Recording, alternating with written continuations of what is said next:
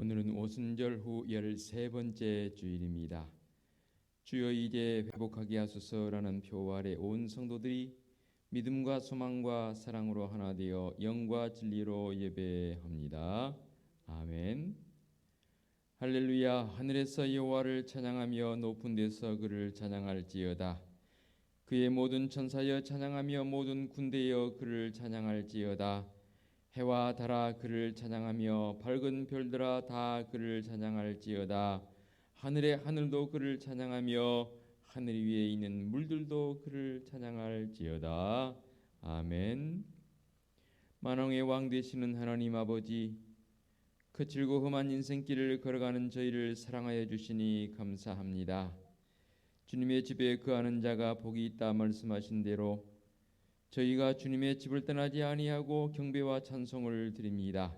한 분 하나님을 아버지라 부르며 한 분 예수님을 구주로 고백하며 한 분 성령님을 마음에 모시고 한 마음 한 뜻 되어 예배하는 이 시간, 주님의 사랑하는 모든 자녀에게 충만한 은혜를 내려 주옵소서. 예수님의 이름으로 기원하옵나이다. 아멘. 참여의 기도 시간입니다. 다 같이 침묵으로 일주일의 삶을 되돌아보며 참여의 기도로 나아갑니다. 기도하겠습니다.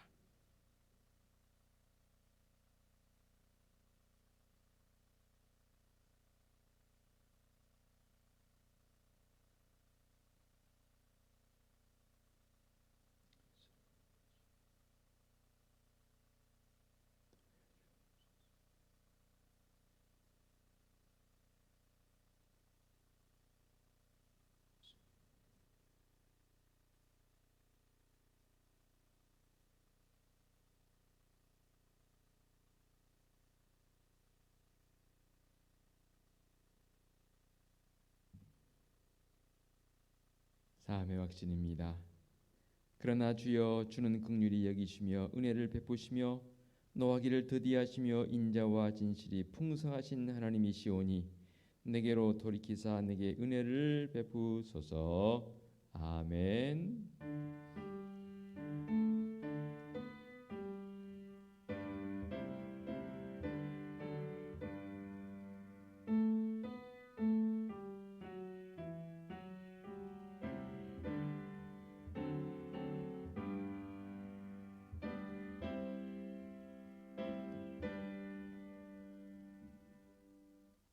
다 같이 자리에서 일어나셔서 찬송가 617장 1절을 부르며 경배와 찬양합니다.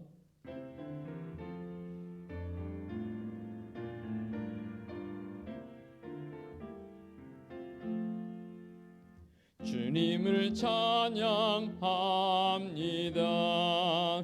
내 맘과 정성 다하여 놀라우신 주님의 크신 능력 찬양하리라.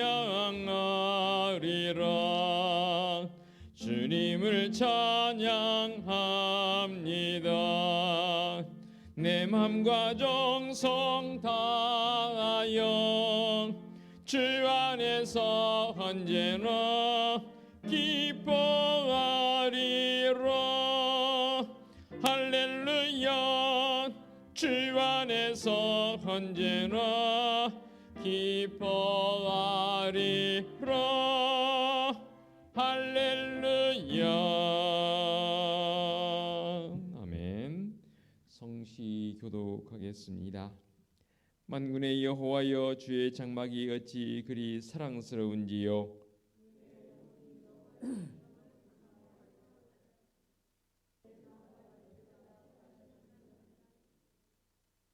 나의 왕 나의 하나님 만군의 여호와여, 주의 제단에서 참새도 제 집을 얻고 제비도 새끼들 보금자리를 얻었나이다.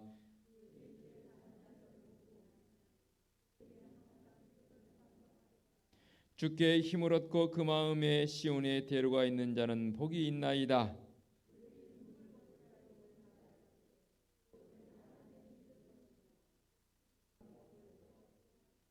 우리 방패이신 하나님이여, 주께서 기름 부으신 자의 얼굴을 살펴보옵소서.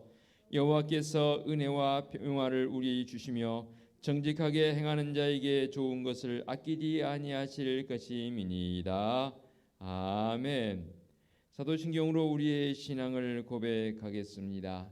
나는 전능하신 아버지 하나님 천지의 창조주를 믿습니다. 나는 그의 유일하신 아들 우리 주 예수 그리스도를 믿습니다. 그는 성령으로 잉태되어 동정녀 마리아에게서 나시고 본디오 빌라도에게 고난을 받아 십자가에 못 박혀 죽으시고 장사된 지 사흘 만에 죽은 자 가운데서 다시 살아나셨으며 하늘에 오르시어 전능하신 아버지 하나님 우편에 앉아 계시다가 거기로부터 살아있는 자와 죽은 자를 심판하러 오십니다. 나는 성령을 믿으며 거룩한 공교회와 성도의 교제와 죄를 용서받는 것과 몸의 부활과 영생을 믿습니다. 아멘. 자리에 앉으시기 바랍니다. 찬송가 36장 찬양 드립니다.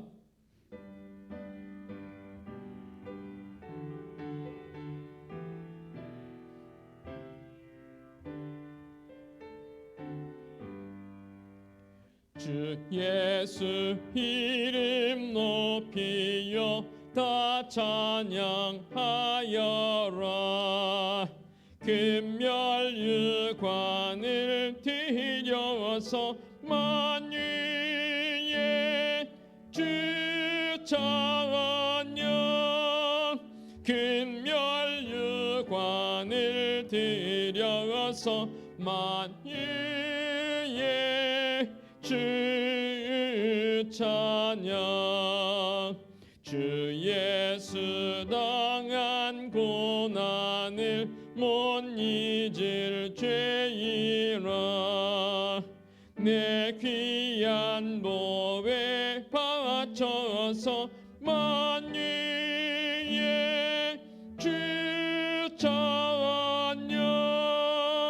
내 귀한 보배 바쳐서 만유의 주 찬양. 이 지구 위에 거하는 온 세상 사람들 그 크신 위엄 높여서 만유의 주 찬양. 그 크신 위엄 높여서 만유의 주 찬양. 주 믿는 성도 다 함께 주 앞에 엎드려 무궁한 노래 불러서 만유의 주 찬양. 무궁한 노래 불러서 만유의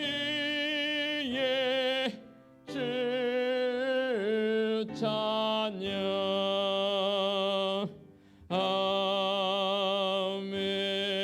아멘. 백종대 집사님 기도에 인도하시겠습니다.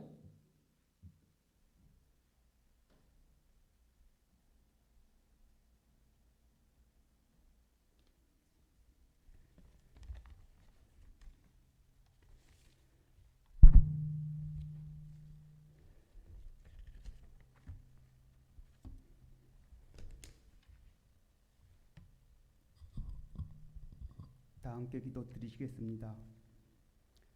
한 주도 주 안에서 평안케 하시고 주께 나와 예배하게 하시는 하나님의 은혜를 감사드립니다. 모일 때마다 먼저 나라를 위해 기도합니다. 하나님께서 이 나라의 백성에게 복 주셔서 일찍이 하나님을 믿는 나라로 세워주시고 많은 자들이 하나님의 백성을 세워주시고 세계 만방 가운데 예수 그리스도의 복음을 증거하는 나라로 인도하여 주시니 감사드립니다. 기도하옵기는 이제 코로나로 인해 나라 곳곳에 힘들어졌고 많은 사람들이 고통 가운데 있습니다. 주여 긍휼히 여기셔서 회복하게 하여 주시옵소서. 모이기 힘든 상황이지만 믿는 성도들이 모일 때마다 기도하게 하시고 회개하여 중보하게 하셔서 어둠이 떠나가고 밝아지게 하옵소서. 소망을 잃어버린 자들에게 주님의 위로를 주님이 이루하여 주시고 소망의 빛을 찾아갈 수 있도록 하옵소서. 우리 죄를 자복하오니 불쌍하게 여겨주시고 회복시켜 주시옵소서. 교회를 위해 기도합니다. 우리 교회 이곳에 세워주시고 우리 성도들을 불러주심을 저희들에게 감당해야 할 사명이 있는 줄 믿습니다. 우리 성도들이 올해는 더욱 기도하기 힘쓰게 하시옵고 주신 사명을 온전히 감당하게 하시옵고 그리하여 이 지역사회 가운데 소문나게 하시고 많은 자들이 이 성전으로 나와 예배하게 하옵소서. 지역사회에서 우리에게 위로와 회복을 장소되게 하여 주시옵소서. 복음을 전하는 어려운 가운데 있지만 전도하기 힘쓰는 교회 되게 하옵소서. 목사님을 위해 기도합니다. 항상 육체와 영혼에 강건케 하시고 말씀과 기도의 능력을 더하셔서 많은 영혼들이 살리시는 사자의 능력의 사자로 세워 주시옵소서. 오늘도 담임 목사님 말씀을 듣고 단위에 서셨습니다. 성령 하나님 그 말씀 위에 권세를 더하셔서 듣는 저희들에게 권능의 능력으로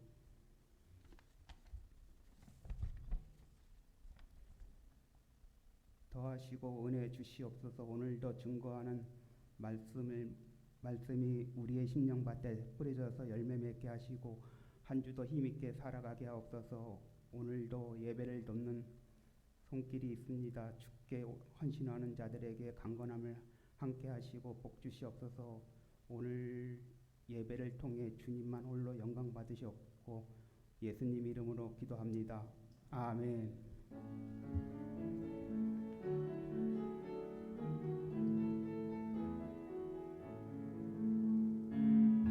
하늘에 계신 우리 아버지의 이름을 거룩하게 하시며 아버지의 나라가 오게 하시며 아버지의 뜻이 하늘에서와 같이 땅에서도 이루어지게 하소서.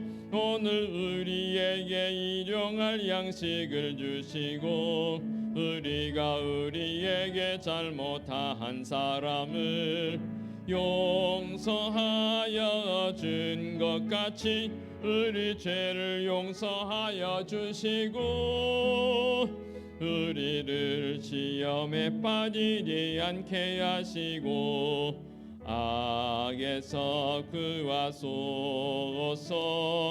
나라와 권능과 영광이 영원히 아버지의 것입니다.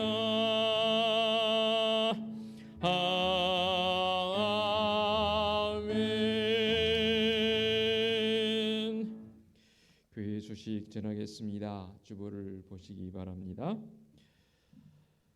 수련의 달 벌써 이제 막바지에 이르고 있습니다. 8월 참으로 많이 더웠던 시간들을 보냈고 벌써 아침 저녁으로는 차가운 기온이 느껴질 정도로 시원함이 있습니다.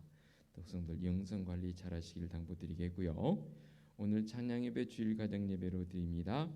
금요 한밤 기도 당분 계속 쉬겠고요. 오늘 주일 찬양 예배도 주일 가정 예배로 드리겠습니다.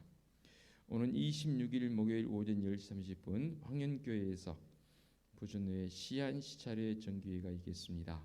코로나 때문에 다 모일 수는 없고 소수만 모여서 회의를 합니다. 시찰위원과 전 시찰장들만 모인다고 합니다.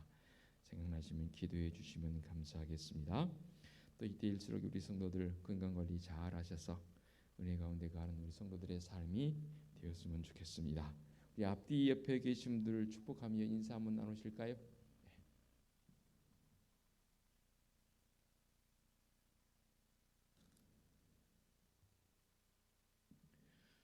핸드폰도 할 수만 있으면 진동이나 무음으로 좀 바꿔주시면 예배하는데 제게 많이 도움이 될 것 같습니다. 협력해 주시면 감사하겠습니다. 한 주간 믿음의 모습으로 굳건히 살아가시기를 당부드리겠습니다.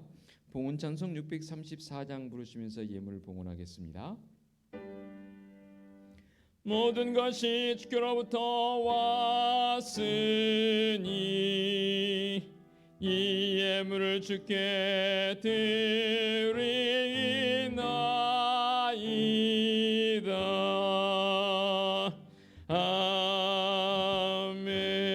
아멘.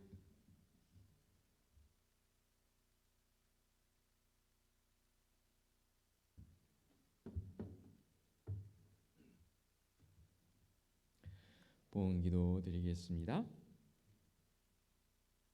믿음의 날개를 펴서 하늘 높이 날을 수 있는 은혜를 베풀어 주시는 하나님 아버지, 오늘도 이렇게 예배하는 믿음의 성도의 모습으로 세워주시고 이 예배를 통해서 주님의 임재를 경험하게 해주시니 감사합니다. 또한 늘 새날을 주시니 감사합니다. 우리의 마음도 날마다 새롭게 살아가는 성도적 삶이 되게 하여 주시옵소서. 이렇게 주님 앞에 나와 예배하며 귀한 예물들 봉헌합니다. 내게 주신 모든 것들이 다 주님의 것이고 나는 다만 청직이라는 청지적 사명을 가지고 귀한 11조 예물도 봉헌하옵고 범사에 감사하라 말씀하신 그 말씀을 따라 감사 예물들 봉헌합니다. 선교적 사명을 가지고 선교 예물도 봉헌하옵고 이 힘든 때에 조금이라도 어려움 당한 이웃을 돕기 위해서 구제 예물도 봉헌합니다. 또한 매주일 잊지 않고 건축 예물과 주일 예물도 봉헌하옵나니 예물을 봉헌하는 성도들의 가정과 사업장과 직장에 주님의 각별하신 은총으로 든든히 서가며 성도들의 삶의 자리가 더 귀하게 복된 자리로 나갈 수 있도록 은혜를 더하여 주시옵소서. 주님의 빚값으로 세워주신 우리 은혜숲교회가 참으로 주님의 귀한 사명을 잘 감당해 나가는 복음의 증인된 삶을 사는 우리의 교회 모습 되게 하옵시고 이를 위해서 성도들의 삶이 말씀으로 말미암아 성령의 임재를 통해서 치유되어지고 회복되어지는 경험을 하는 주님의 임재를 어느 때보다 더 강력하게 느끼는 성도적 삶이 되어지도록 은총 베풀어 주시옵소서. 우리들에게 자녀들을 선물로 주셨사옵고 다음 세대를 교육부서로 구별하여 그들을 양육하며 교육하게 해주시니 감사합니다. 코로나로 말미암아 비대면 예배로 드려야 하는 우리 교육부서의 모습이 안타깝습니다.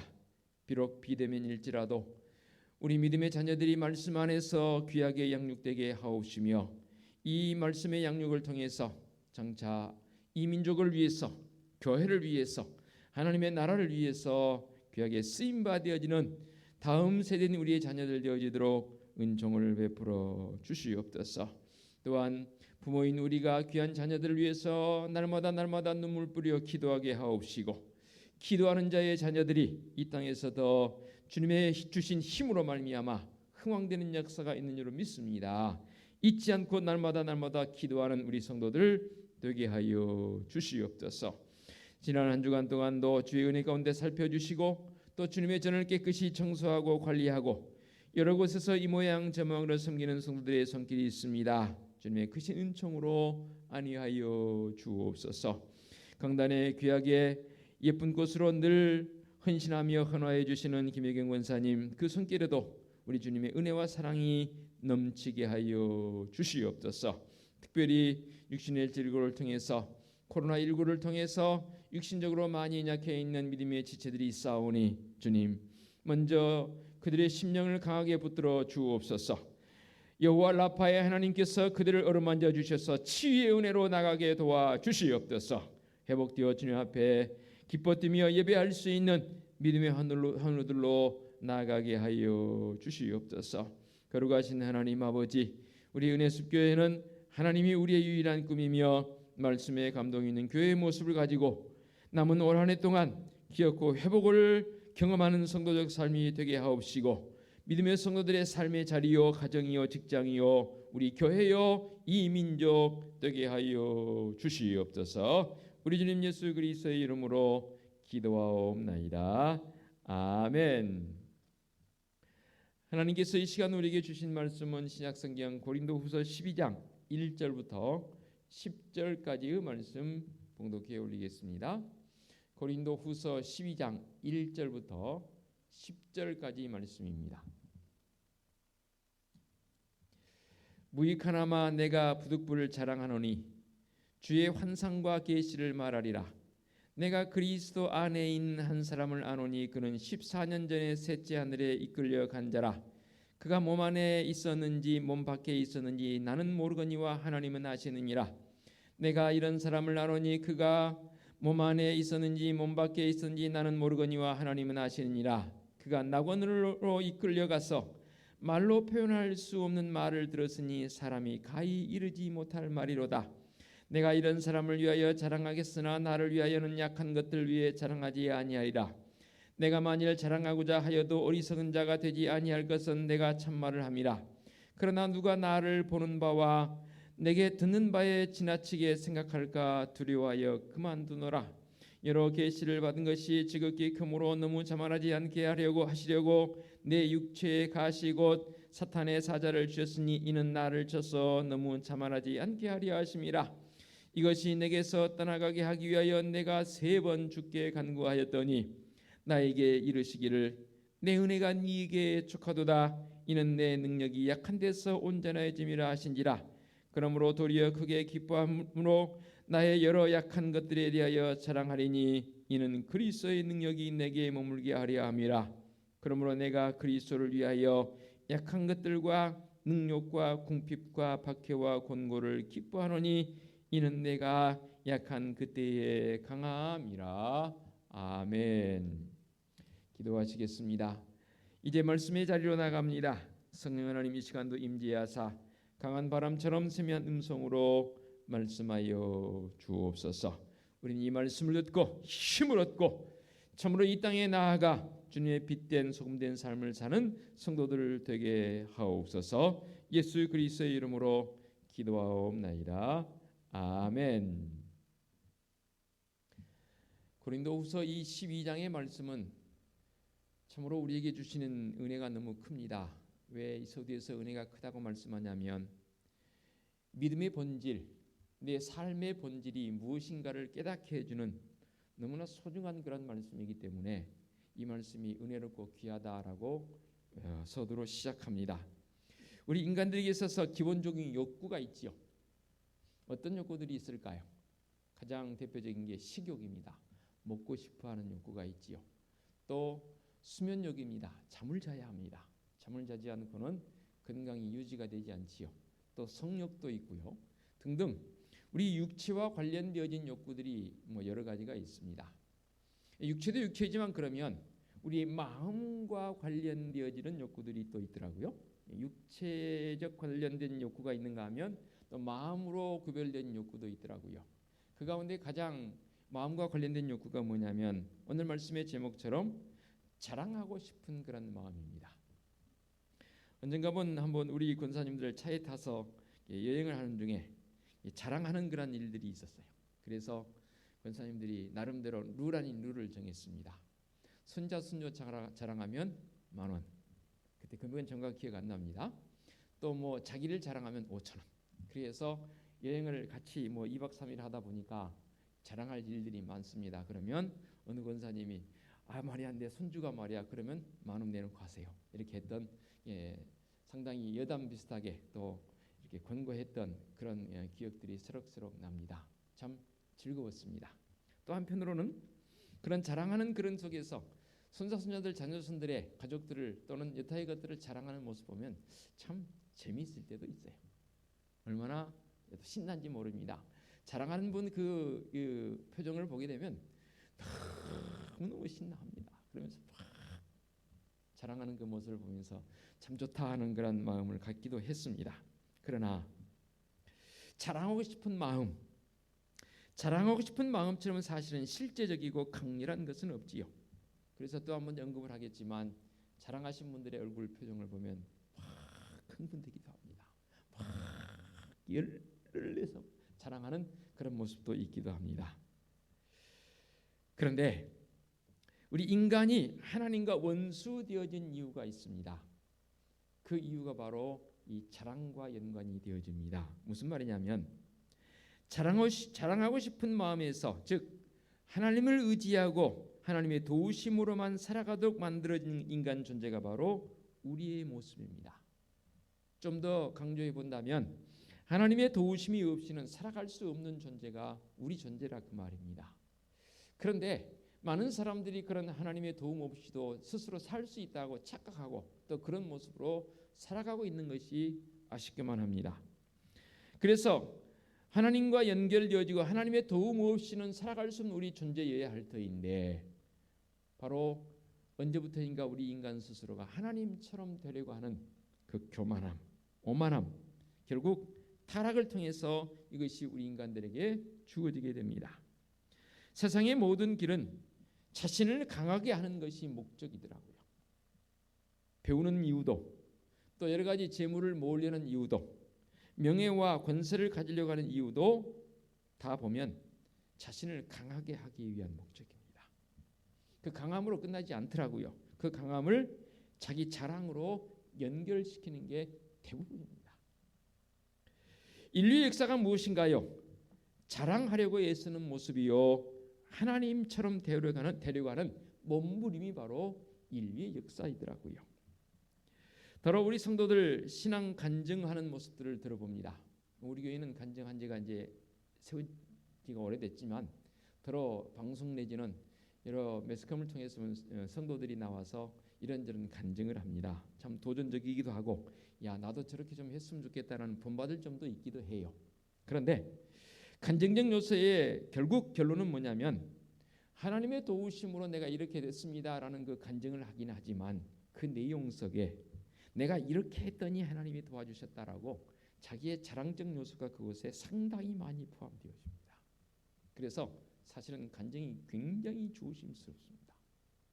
뭐 그런 이유에서만은 아니지만 간증적 요소를 우리 교회에서는 저는 좀 달리 생각해서 간증을 세우지는 않습니다. 그리고 간증이라는 것은 찬송가를 작곡한 작곡자처럼 사실적으로 본다면 기록 물론 남긴다면 그 사람이 하나님의 부름을 받고 이 땅에 없을 때 그 사람을 자랑할 수 있는 요소는 저는 충분히 있다고 봅니다. 그러나 그 사람이 이 땅에 살아있는 동안은 그 입술을 통해서 자랑되어진 것들이 그 자랑하는 모습으로만 계속 지속되어져서 하나님 부름 받으실 때까지 유지되면 좋겠는데 그 이후에 우리 스스로도 그렇게 보장이 안 됩니다. 그래서 찬송가를 작곡할 때는 작곡자나 작사자는 사실은 살아있는 사람을 작사자나 작곡자로 세우면 안 되거든요. 그게 제가 배운 음악의 찬송의 본질이거든요. 그런데 우리 현재 찬송가에도 현재 살아있는 분들이 찬양 작곡자로 작사자로 등재되어 있는 경우도 있습니다. 왜 그러냐면 조금 전에 말씀드린 이 간증과 유사합니다. 그 곡을 작곡할 때는 신앙의 열정이 참 좋았어요. 그런데 살아가다 보면 대부분은 다 끝까지 믿음의 승리를 해서 하나님의 부름을 받지만 그렇지 않은 분도 있더라 그 말입니다. 심지어 어떤 분은 찬송을 작곡했다가 나중에 찬불가, 불교를 찬불가를 작곡해주는 그런 모습으로도 가버립니다. 그러기에 현재 살아있는 상황 속에서는 그분들의 이름을 거론하면서 이러쿵저러쿵 해서는 안 되더라 그 말입니다. 간증 용수도 마찬가지입니다. 결국 간증의 결국은 자랑으로 끝나는 경우들이 참 많더라 그 말입니다. 그러나 신앙을 올바로 이해하면 자랑하는 방법이 근본적으로 바뀝니다. 어떻게 바뀐지 아십니까? 역설적인 표현을 제가 한번 해보겠습니다. 기독교는 사람을 강하게 하는 것이 아니라 오히려 약하게 만듭니다. 그러면 약하게 만드는 대부분의 사람들은 강한 것을 좋아하는데 약하게 만든 기독교 하나님, 그러면 안 믿어지지 않겠느냐라고 반문할지 모르겠습니다. 믿음의 본질은 하나님 앞에서 나를 살펴보면 나를 보면 볼수록 나의 약함이 나의 약점이 더 명확하게 들여 보입니다. 즉 은혜를 알면 알수록 자신은 아무것도 내세울 곳이 없고 약하기만 하고 자랑할 거리가 도무지 없는 나를 보게 된다 그 말입니다. 그러면서도 그런 나를 새롭게 창조하셔서 하나님의 형상을 닮은 모습으로 창조되었다는 것을 깨닫게 되고 예배를 통해서뿐만 아니라 삶의 자리에서 하나님의 임재가 경험되어지고 그 하나님의 임재 속에서 내가 살아갈 수 있다는 것, 하나님의 마음을 가지고 살 수 있다는 것, 그것이 내게는 더 없는 감사이고 그렇게 되다 보니 나를 자랑하는 것이 아니라 하나님을 자랑하게 되는 삶으로 바뀌더라 그 말입니다. 오늘 우리에게 주신 말씀 속에 사도 바울의 자랑하는 방법이 설명되어 있습니다. 1절에서부터 그 자랑이라는 단어가 나옵니다. 내가 부득불을 자랑하노니 그랬습니다. 부득불이란 뭐예요? 달리 말하면 어쩔 수 없이 자랑할 수밖에 없는 상황이 되었습니다. 자랑하노니 주의 환상과 계시를 말하리라. 바울은 여기서 자신을 자랑하면서 두 가지 요소로 묶여서 자랑되어진 것을 보게 됩니다. 따로따로 구별된 게 아니라 하나로 동시에 묶어서 자랑을 하게 되는데 그게 뭐냐면 예수 그리스도 안에 있는 자신을 제3자로 즉 3인칭을 사용해서 설명을 하고 있습니다. 내가 그리스도 안에 있는 한 사람을 아노니라고 표현했습니다. 자신을 가르쳐서 내가 그리스도 안에 있는 한 사람을 안다라고 표현했습니다. 독특한 표현입니다. 어찌 보면 성경에서는 자신을 향해서 3인칭으로 표현한 이 표현 방법은 이례적 사건으로 이해해 볼 수 있는 독특한 표현 방식입니다. 나를 나타내는 게 아니라 내가 한 사람을 알고 있는데 그 사람이 바로 이런 사람입니다라고 소개를 합니다. 또 3절에도 보면 이렇게 표현합니다. 내가 이런 사람을 아노니라고 표현했습니다. 역시 똑같은 방법이 되겠고요. 5절에도 나옵니다. 내가 이런 사람을 위하여 자랑하겠으나 나를 위하여는 약한 것들을 위해 자랑하지 아니라. 이상하네요. 내가 이런 한 사람을 자랑하는데 사실 이 3인칭화되어진 그 대상이 누구냐면 바울 자신이란 말이에요. 그런데 그런 사람을 위해서 자랑하지만 나를 위해서는 자랑하지 않는다고 말합니다. 앞뒤 문맥이 안 맞는 듯한 뉘앙스가 보여진 게 이 사도 바울의 자랑하는 표현 방법이 되겠습니다. 참 어떤 문학적 관점에서 본다면 멋있는 표현입니다. 저는 이 부분을 읽을 때마다 상당히 어떠한 그 글 쓰는 시적 영감이 떠오르기도 합니다. 그렇구나. 나를 나타낼 때에 나를 직접적으로 나타내는 직접 화법보다는 사실 어찌 보면 이것은 간접 화법이거든요. 그래서 내가 이런 한 사람을 아는데 그 사람을 제가 소개하겠습니다. 그러면 그 사람은 누구보다 내가 더 잘 알아요. 왜냐하면 나 자신이니까. 참 여러분 좀 신기하지 않습니까? 말씀 준비하면서 참 너무 은혜가 있어요. 그리고 재미도 있고요. 이런 표현을 통해서 이렇게도 표현하는구나라는 것을 배우기도 하고요. 그렇게 3인칭 화법을 이용해서 자신을 여기서 소개하고 있습니다.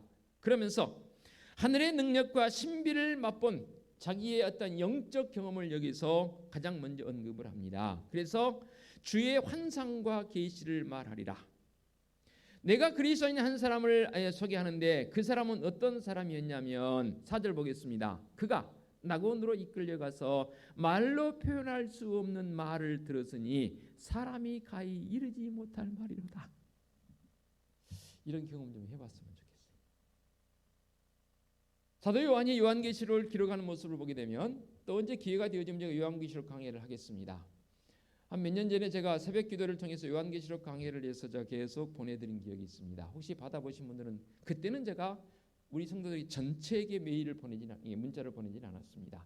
일부 성도들에게만 보냈던 기억이 있고 지인들에게 한 300~400통 제가 새벽마다 보냈더니 여러 지인들 목사님들이 굉장히 제게 답이 많이 왔고 질문이 많이 왔습니다. 왜냐하면 요한계시록이 어렵거든요. 근데 저는 요한계시록을 굉장히 쉽게 풀어서 새벽마다 여러분들에게 증거를 했고 또 글을 써서 보내드린 적이 있습니다. 무슨 말씀이냐면 사도 요한이 경험한 그 신비한 경험이 바로 지금 사도 바울도 저는 그렇게 해석을 합니다. 거의 같은 선상에서 이 영적 경험을 한 것으로 보여집니다. 사도 요한과 오늘 말씀에 기록한 바울뿐만 아니라 우리 믿음의 선배들 가운데에서도 이 바울은 삼층전 경험을 하게 되고 요한도 그런 비슷한 경험을 하지 않습니까? 그런 경험을 한 믿음의 선배들도 여러분 제가 여러 가지 매체를 통해 들어본 적이 있습니다. 참 신비한 그런 경험이죠. 그래서 바울은 여기서 말로 표현할 수 없는 말을 들었다고 했습니다. 요한계시록이 특히 그런 부분이 많지요. 우리의 언어로 표현할 수밖에 없는 그것. 그런데 우리의 언어로 표현하기에는 예를 들어서 표현 지수를 따진다면 100인데 하늘의 것은 100인데 우리 언어는 한계가 있어서 제일 많이 높이 점수를 줘서 표현다 할지라도 60-70% 정도밖에 안 되는. 그러니 그것을 내가 이것을 그으면 내가 말할 수 없다는 그런 표현을 들어있지 않습니까? 내가 그 집 가서 음식을 먹어봤는데 진짜 맛있어. 내가 어떻게 말로 표현할 수가 없어라고 표현하는 표현들 여러분 들어보셨죠? 그 이상입니다. 그 이상의 것으로 바울이 경험을 하게 되는데 낙원으로 이끌려 갔다고 했습니다. 그래서 그런 자신의 모습, 이런 한 사람을 내가 알고 있는데 그 사람을 여기서 나타내 보입니다. 그래서 내가 이런 사람을 위해서 자랑하겠으나 나를 위하여 약한 것들 위해 자랑하지 아니하니라. 동시 두 가지라고 그랬지 않습니까? 자신을 3인칭으로 표현하면서 이런 놀라운 은혜를 경험하고 있는 그 한 사람을 내가 자랑함과 동시에 나의 약함을 여기서 자랑한다라고 연결을 시켜서 바울은 여기서 자랑거리로 내세우는 것을 보게 됩니다. 사실 세상적인 사도 바울의 입장에서 봤을 때에는 육신적 자랑거리가 굉장히 많은 사람입니다. 그런데 자신의 것에 대해서는 육신적인 것에 대해서는 결코 자랑하지 않는다라고 바울이 기록한 이유가 있지 않겠습니까? 그 결론은 이렇습니다. 예수 그리스도를 진짜로 만나고 보니까 하나님이 나의 진짜 창조자임을, 나의 주관자임을, 나의 절대자임을 내가 고백하고 보니까 그간 자기가 쌓았던 육신과 관련되어진 우리식으로 요즘 표현해 본다면 스펙들, 그것이 결코 자랑거리가 되지 못하더라 그 말입니다. 심지어는 바울은 뭐라고까지 고백합니까? 그런 것들은 뭘로요? 배설물로 여길 정도로. 그러니까 하나님을 제대로 만나고 주님을 제대로 만나게 되면 자신이 가지고 있던 육신적 배경, 바울이 누굽니까? 한번 바울을 나열해 볼까요? 유대인 중에 유대인이요.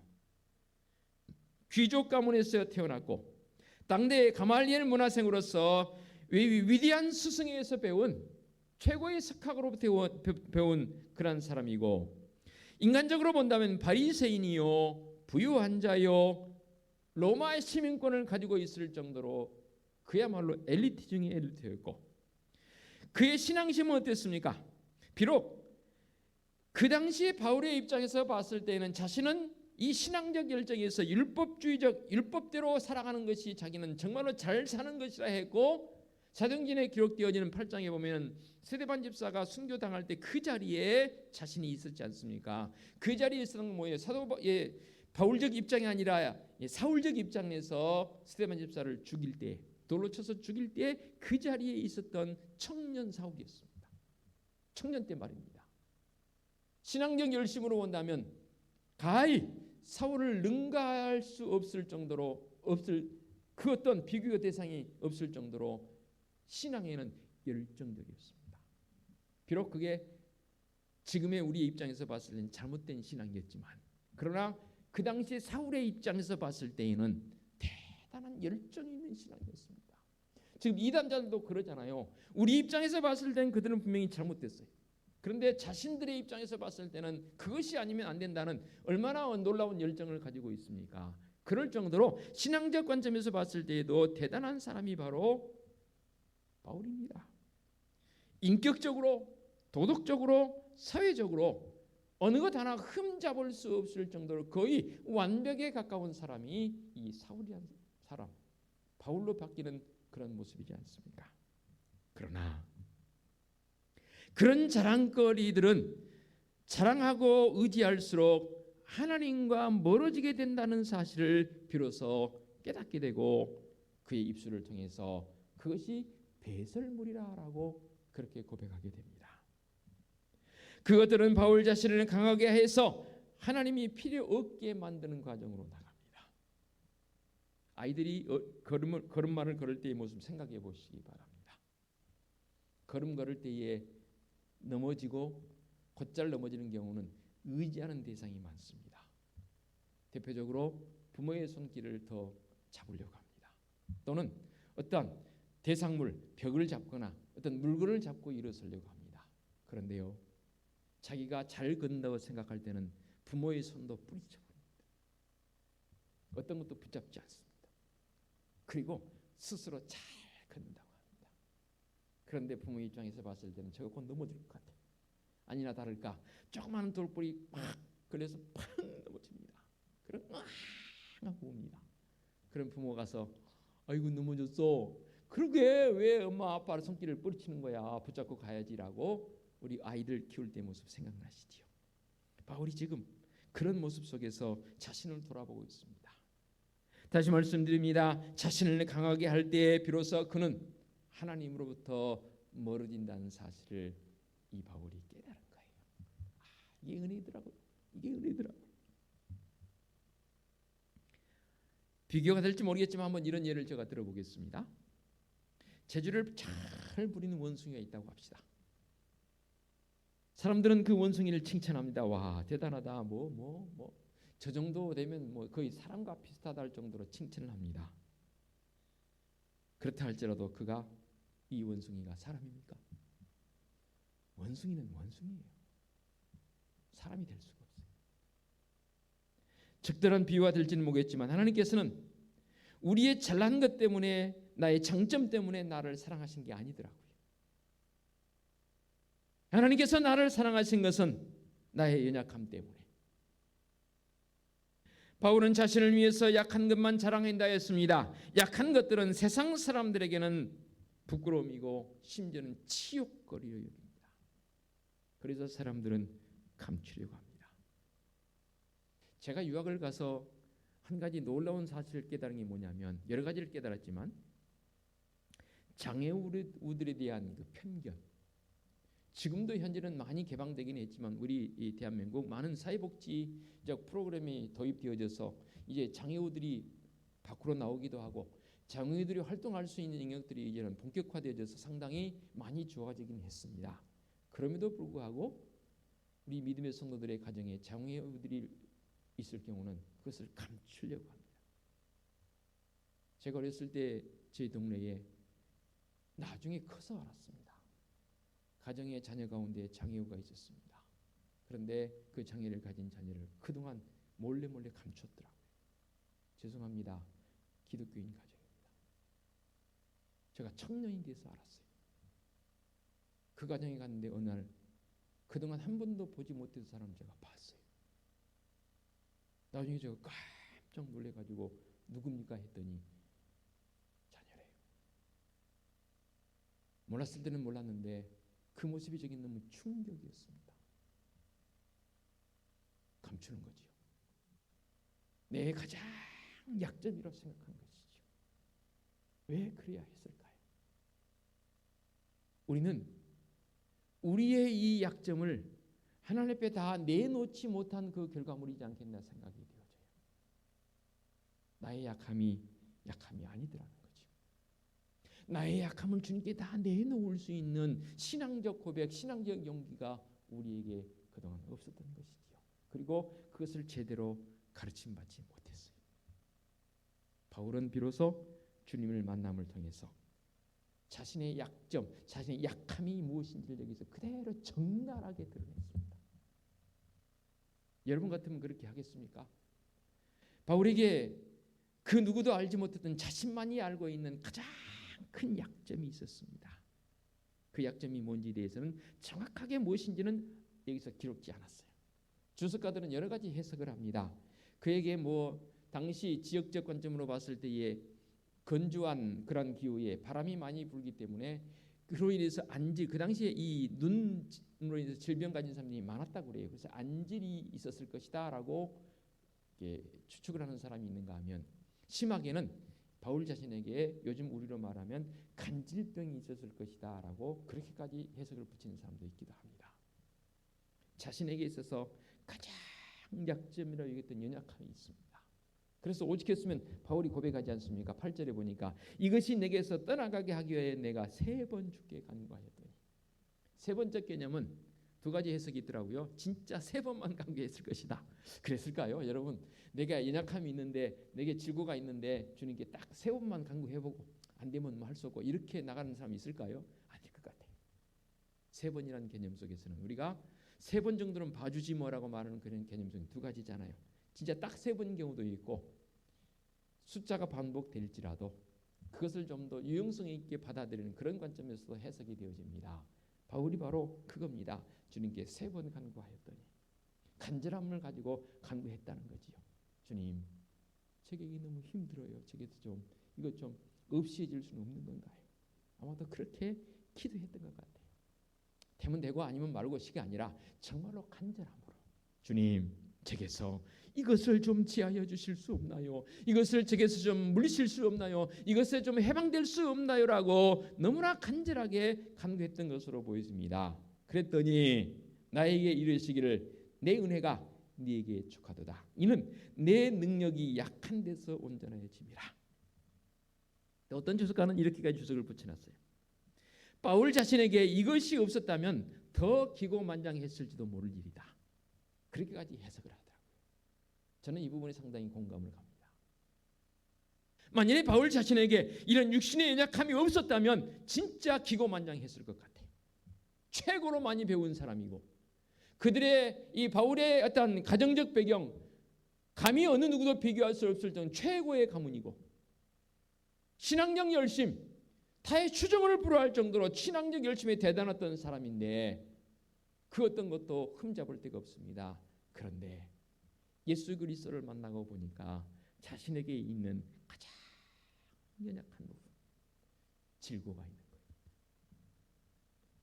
이것만 없다면, 내가 이것만 없다면 더 활개치며 해볼 수 있는데 이것 때문에 내가 운신의 폭이 좁아져 버린 그런 것일 수도 있다 그 말입니다. 그래서 주님께 간절한 마음으로 간구했던 것이죠. 주님, 이것을 좀 제어해 줄 수는 없나요?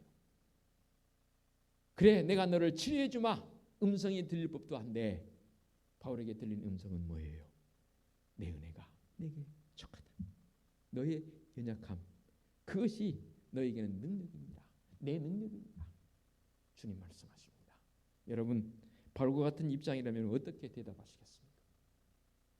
다시 한번 9절 볼까요? 나에게 이르시기를 내 은혜가 네게 족하도다. 이는 내 능력이 약한 데에서 온전하여짐이라. 내 능력은 누구의 능력을 말합니까? 주님의 능력이잖아요. 주님의 능력이 약한 데서, 내가 지금 그게 가장 약하다라고 생각되어지는 그곳에서 온전해진다라고 분명하게 말씀하고 있습니다. 그렇습니다. 바울에게는 약함이 저주가 아니라 복이었습니다. 나는 어떻습니까?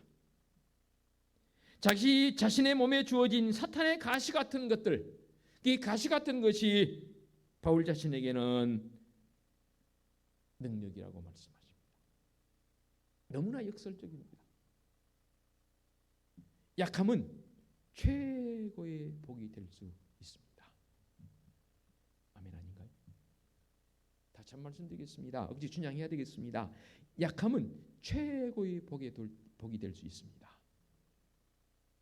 우리 하나님은 약한 자의 하나님이십니다. 약함으로 하나님만을 의지하게 되고 말씀의 능력을 경험하게 되고 하나님의 강함을 누리게 되는 믿음의 성도적 모습이 있는 줄로 믿습니다.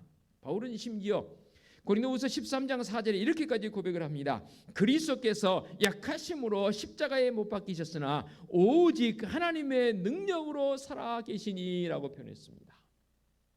그러니까 바울은 십자가에 못 박히심을 약함으로 봤습니다. 그 약함이라는 게 유약함의 약함을 말하는 게 아니지 않습니까? 그 약함은 결국 순종적 요소의 가장 중요한 요소입니다. 바울 자신에게 가시처럼, 사탄의 가시처럼 여겼던 그 약함이 자신에게는 바로 주님께서 지셨던 십자가와 같은 것이라고 그렇게 자신에게 해석했던 것으로 보여집니다. 오직 하나님의 능력으로 살아계신다라고 그렇게 고백을 했습니다. 참 믿음의 사람은요, 오히려 내 강함을 포기하고 하나님의 약함을 더 의지합니다. 사실 하나님은 약한 분이 아니십니다. 약한 부분이 없으신 분입니다. 그런데 우리식으로 한번 우리의 관점에서 해석해 보자 그 말입니다. 우리 하나님의 약함은 우리의 강함보다 더 월등하시다 그 말입니다. 약함이 없으신 분이지만 우리의 관점에서 하나님의 약함을 예를 든다면 그 약함은 우리의 강함보다 월등하다 그 말입니다. 나는 죄인이므로 하나님께서 용서의 은혜를 베푸셨다는 말씀을 믿고 의지할 뿐입니다. 나는 아무것도 의로운 일을 하지 않았지만 우리 주님 예수 그리스도께서 의를 행해 주셨으므로 그 의가 내 것이 되었으므로 나는 이 사실을 그 어느 누구에도 양보할 수 없는 믿음의 절대적 고백으로 여기며 산다 그 말입니다. 나는 병들고 약하고 무능함을 감추지 않습니다. 그러나 내가 의지할 것은 나의 경험이 아니라 우리 하나님의 다스리심, 우리 하나님의 고치심을 믿습니다. 나는 두렵고 불안하고 자신이 없음을 부정하지 않습니다. 그러나 나는 우리 주님께서 내 안에 계셔서 나를 기쁨으로 평안으로 능력으로 이끌어 가신 줄로 믿습니다. 라는 분명한 고백이 내 속에 있어야 합니다. 그래서 결국 말씀의 결론입니다. 바울은 약하기 때문에 우리 주님께서 나를 붙잡아 주신 것이다, 나를 온전히 이끌어 주신 것이다 라는 그런 고백입니다. 그래서 바울은 거기에 생명을 걸었습니다. 마지막 바울도 순교의 자리로 나갔다고 했지 않습니까? 우리도 우리의 이 약함을 지금 이 순간도 우리 주님께서 어루만지신 줄로 믿습니다. 약함이 약함으로 끝나지 않습니다. 왜 거기에서만 주저앉아 계시려고 합니까? 우리는 약함으로 그것에서 끝나지 않습니다. 그 약함을 우리 주님께서 아십니다. 그리고 그것을 이용하셔서 우리 주님의 강하심으로 채워주실 줄로 믿습니다.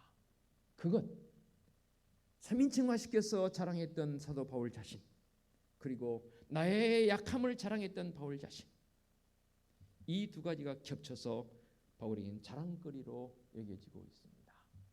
이제 남은 나의 삶, 우리의 생을 우리도 자랑하며 사십시다.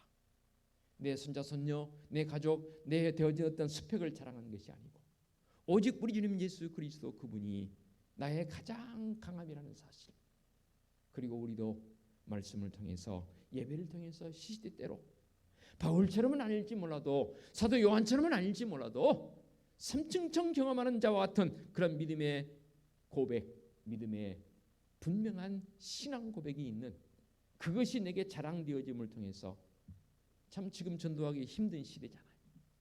이 코로나19를 통해서 너무나 힘든 시대이지만 그럼에도 불구하고 내 삶의 자리에서 주님을 자랑할 수 있는, 아니 직접 입술을 통해서 자랑하는 것 자랑한 것이지만 내 삶의 모습을 통해서 그 주님을 자랑해 보일 수 있는 성도적 삶이 되어 주시기를 부탁을 드리겠습니다. 기도하겠습니다. 하나님 아버지 감사합니다. 오늘도 우리에게 말씀을 더해 주시고 이 말씀을 통해서 분명 자랑해야 할 것들이 무엇인지 가르쳐 주시니 감사합니다.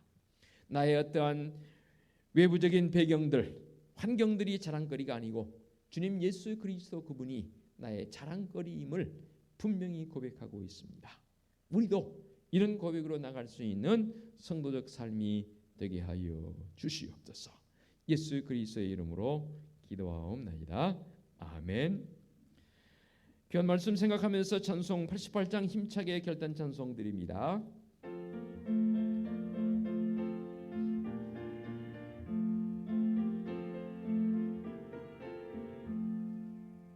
내 진정 사모하는 친구가 되시는 그 주 예수님은 아름다워라. 산 밑에 백합화요 빛나는 새벽별 주님 형을 알기라 주옵도다. 내 맘이 아플 적에 큰 위로 되시며 나 외로울 때 좋은 친구라. 주는 저 산 밑에 백합 빛나는 새벽별 이 땅 위에 비길 것이 없도다. 내 맘의 모든 염려 이 세상 고락도 주님 항상 같이 하여 주시고 시험을 당할 때에 악마의 계교를 즉시 물리치사 나를 지키네. 온 세상 날 버려도 주 예수 안 버려 끝까지 나를 돌아보시니. 주는 저 산 밑에 백합 빛나는 새벽별 이 땅 위에 비길 것이 없도다. 내 마음을 다하여서 주님을 따르면 길이 나를 사랑하리니. 물불이 두렵지 않고 장검도 겁없네.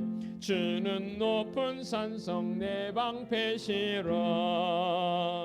내 영혼 먹이시는 그 은혜 누리고 나 친히 주를 뵙기 원하네. 주는 저 산 밑에 백합 빛나는 새벽별 이 땅 위에 비길 것이 없도다.